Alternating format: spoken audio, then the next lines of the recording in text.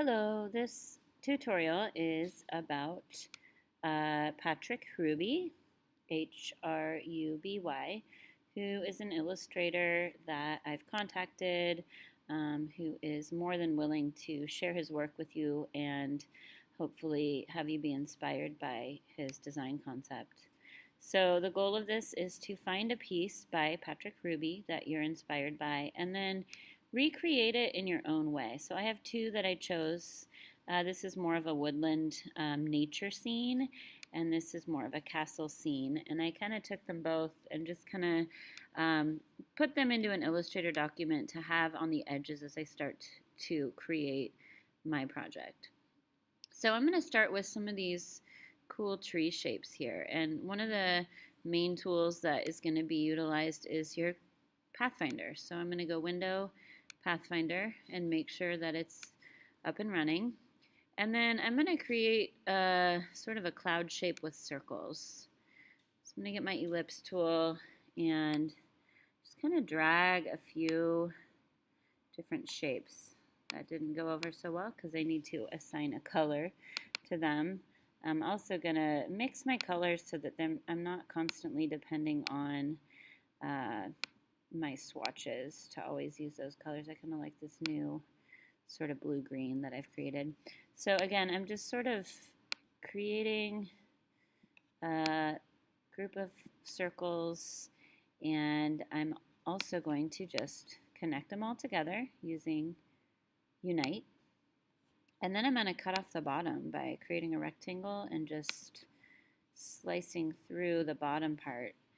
I need to make sure that I don't have this little white piece open. So I'm going to cut that all the way off. So now what I can do is select all of it and minus front. So there's a little bit of a tree, and I'm going to do a second one of those. And this is all about just exploring tools, being creative, and also just sort of matching a style of somebody else.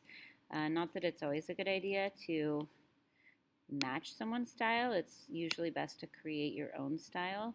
But when you're learning a new program or trying to master something, it can be really helpful to use artists that you're inspired by as a way to get better. So I'm going to do this one a little lighter and use the rectangle tool to slice off the bottom. This is basically kind of like visual problem solving. How can I make a shape look a certain way given the tools that I know and use? So again, I'm going to place that right over the top, and now I've got kind of something like this area over here. So I'm going to start building the trunk of this tree. So I'm just going to create like a long, skinny rectangle, assign a color, and then it looks like he's using arcs here. So I'm going to just grab my arc tool and drag my arm. I'm going to do a perfect, actually, you know what? I'm going to do a perfect arc, and then I'm going to assign it to that same color that I just made by clicking here. And remember, I want just a stroke, but I want to make that stroke weight higher. Then once I've made the stroke weight higher, I also want to go Object, Expand, and make sure it is a shape and not a stroke, because I'm going to be adding some straight lines to it. So there's one side.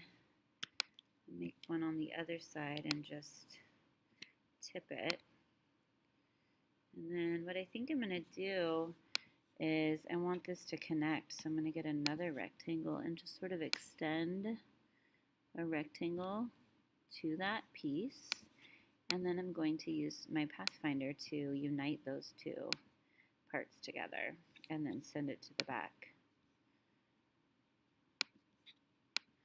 So I'll do the same thing on this side. I probably could have duplicated that other rectangle, but sort of just connecting pieces, bits and pieces together and problem solving how I want them to fit. So I think now I want this middle trunk to be a little bigger, and I might want to go back and fix up that piece a little bit. So now I kind of have one little tree And I'll probably duplicate that and make some more, but I like to kind of hop around and see what else I can create. Um, I really like this flower that's right here, so I'll probably start working on a stem to mimic that flower shape. So choose a shade of green. I really don't need a stroke just to fill. And then it looks like that flower could have been just an ellipse, like so. And then if you use your Convert Anchor Point tool to make both sides pointed, you've got a leaf shape to work with. So again, this is a lot of review of tools that you may already know how to use, but just applying them to a project. I'm going to option drag that, and I'm going to hold down shift as I rotate so it makes a perfect 45-degree angle.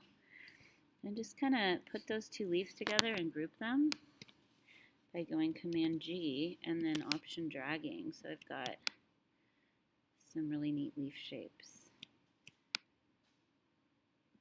So this tutorial is basically how I would start. I'll probably add another tutorial so that you can see my finished product. But as for now, I'm just doing a little bit here and there. I don't want to match this exactly. I do want to put together my own composition to end with. But I'm just trying to pull out components that I can figure out how to recreate from this image. Circles, arcs, lines, shapes, whatever you can come up with to create an interesting composition. And there's a lot to choose from, so try to find something you think is in your skill set and your skill level, and the requirements will be listed on the assignment.